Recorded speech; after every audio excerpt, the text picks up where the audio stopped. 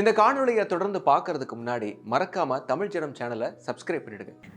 முருக பக்தர்கள் மாநாட்டுக்கு வருகை தரும் பொதுமக்களுக்கு இலவச உணவு, தண்ணீர் பாட்டில், குளிர்பானம் உள்ளிட்டவை வழங்கப்படுகிறது. இது குறித்த கூடுதல் தகவல்களை நமது செய்தியாளர் ஹரிஹரன் வழங்க கேட்கலாம். ஹரிஹரன், வணக்கம். பொதுவாக மதுரைனாலே விருந்தோம்பல்ல அவங்கள மிஞ்ச முடியாதுன்னு சொல்லுவாங்க.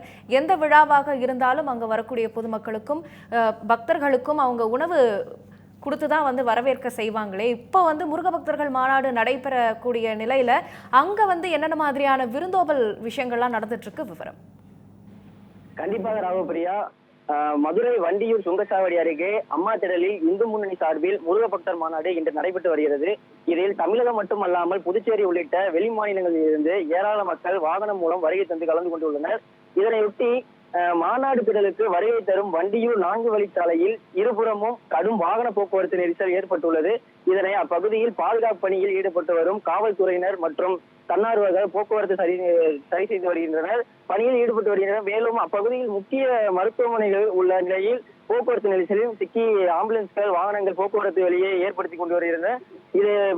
இது மட்டுமல்லாமல் மேலும் மாநாட்டிற்கு வரும் பொதுமக்களுக்கு இலவச உணவுகள், அதாவது குறிப்பாக சொல்ல வேண்டுமானால் தக்காளி சாப்பாடு, தயிர் சாதம், தண்ணீர் பாட்டில்கள், சர்பத் உள்ளிட்ட குளிர்சாதன பொருட்கள் வழங்கப்பட்டு வருகின்றன. இந்த மாநாட்டிற்கு பெண்கள் உட்பட குழந்தைகள் அதிகமாக வருகை தந்துள்ளன. ராகவபிரியா, விவரங்களுக்கு நன்றி ஹரிஹரன்.